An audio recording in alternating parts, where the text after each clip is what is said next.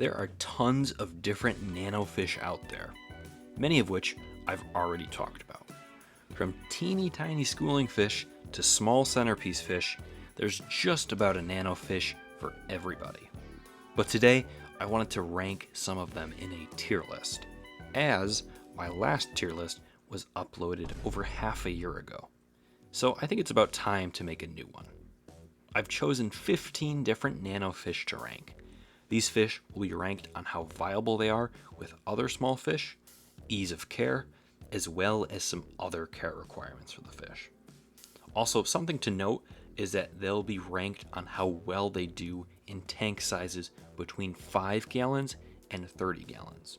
So fish that thrive in any tanks between 5 and 30 gallons will be ranked higher than those that don't.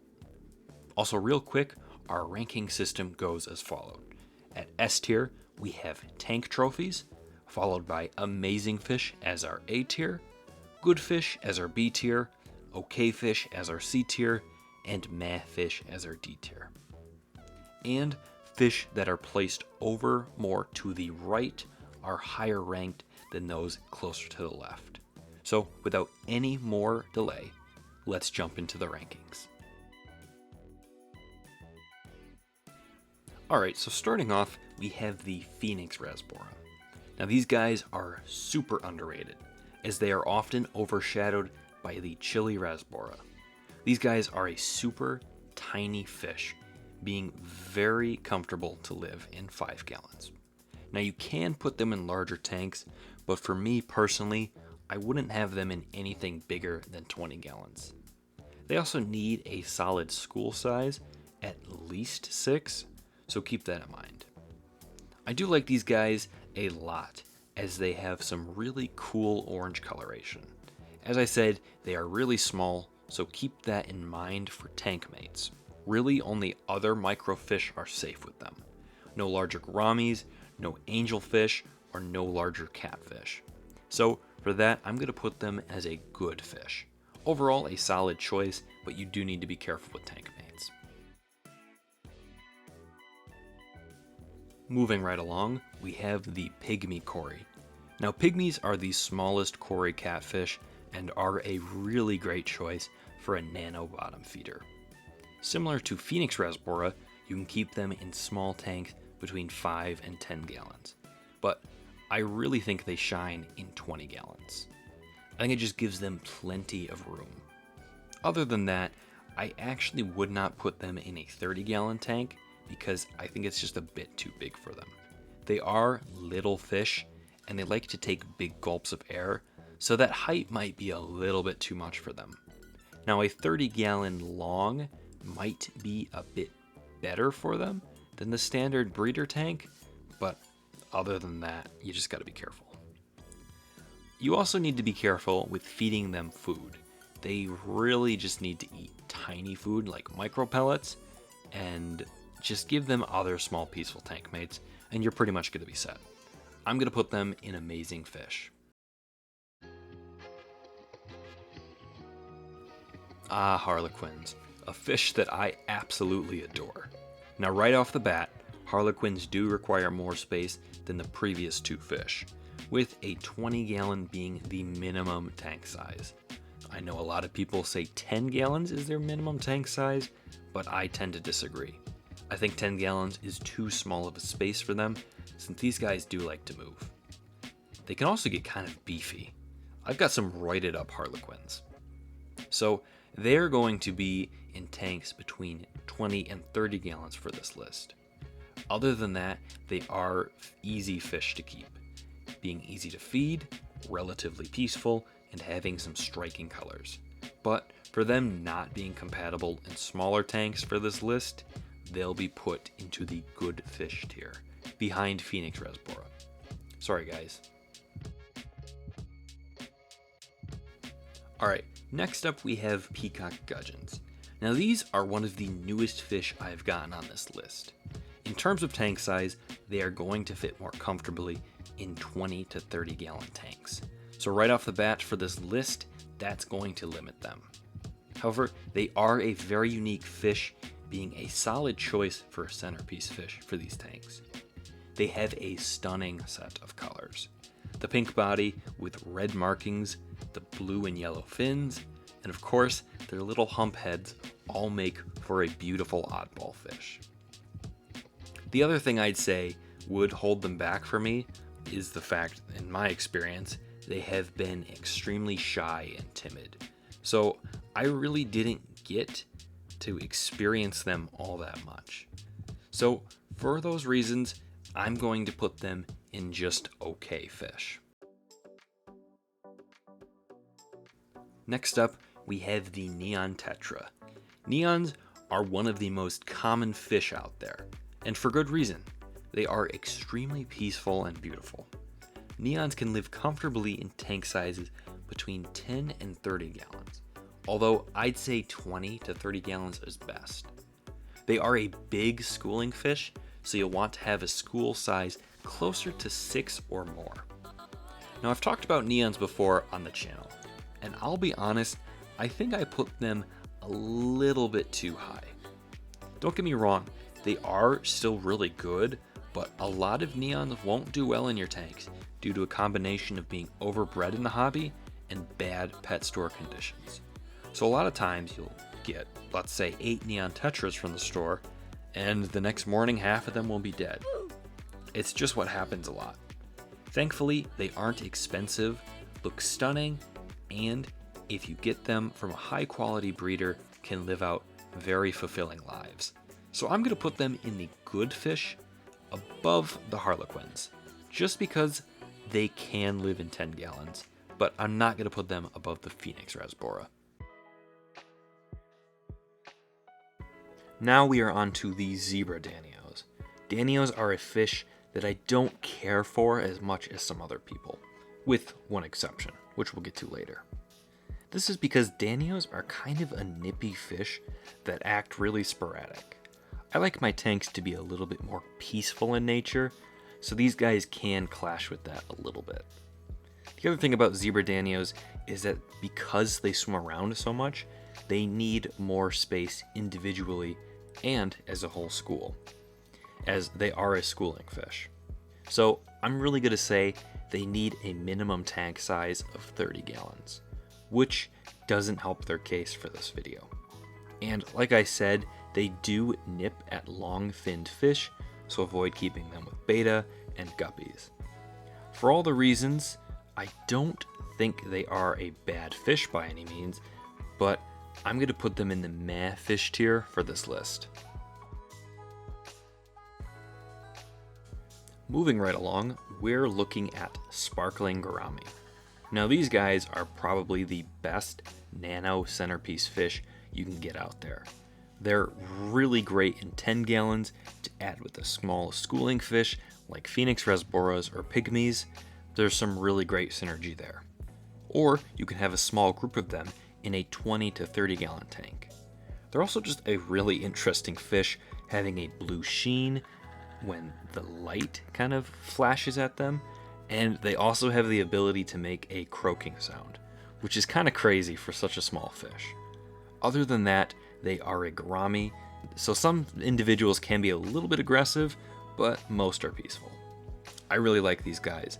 They fit well in anything from 10 to 30 gallons, and there's just a lot you can do with them in the nano setting. So they'll be our first tank trophy. Next up, we have the Ottos sinkless catfish, or Ottos for short. Starting off, these guys are incredible algae eaters. They eat all sorts of different types of algae, and are really effective at it. They do need a bit of a school, I'd say a minimum of 4, but that's kind of a plus in their case, as the more of them you have, the more cleanup they will do. They can live comfortably in 10 gallons, but I'd say 20 is better. And they will also not show any signs of aggression. They're pretty comparable to Cories in terms of aggressive tendencies, which is a huge plus. They can be a bit finicky when introduced into the tank, but once they pass this phase and they start to chow down, you'll be set. Overall, there's not much bad with these fish. They're peaceful, can be easy to keep if correct conditions are present, and are an amazing cleanup crew. They're also getting tank trophy tier, and they'll even be above the sparkling Gourami. Alright, so we're on to the newest fish I've acquired, the Panda Garra.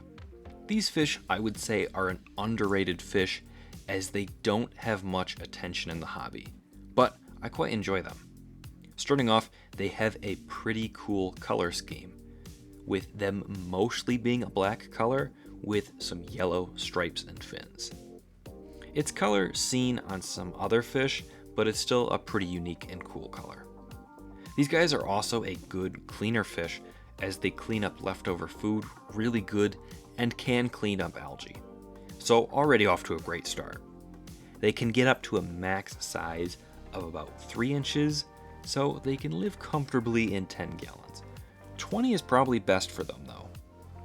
In terms of personality, they are a bit more chaotic than some of the other bottom feeders, like the Pygmies or Ottos, but they are kind of entertaining. They don't stress out other fish like some of the Danios do, but sometimes they can be a little bit much. Overall, I do really like these fish, so I'll be putting them in the amazing fish tier below the Pygmies. But honestly, these two fish are very close. Now we are on to cherry barbs. Cherry barbs are a good fish for 20 to 30 gallon tanks. They have 2 different colors depending on what sex they are. The males get a very deep red color, while the females are a golden color. Both colors look very beautiful and work really well together in a tank. It is kind of cool, you get 2 different colors from one species of fish. Speaking of the males and females, you want to have 2 females for every male cherry barb you have. This just keeps them from fighting, and it really just keeps dominance displays at minimum between your males. But other than that, they are a super peaceful fish. They aren't going to bother any of your other fish, and there's a lot of things just going for them. But because they can't really live in tanks smaller than 20 gallons, I'll be putting them at the top of good fish tier. Alright, we're on to our last 3 fish here, starting with the Bumblebee Goby. In terms of color, these guys are actually very similar to the Panda Garra, having, well, a bumblebee look. They are a very tiny fish though, so you really got to be careful with that. These guys have a max size of 3.5 centimeters, so they are tiny. They also need a big school size of at least 6. In terms of tank sizes, I'd keep them between 5 and 10 gallons and without a hangout filter, as I'd worry these guys would get sucked up.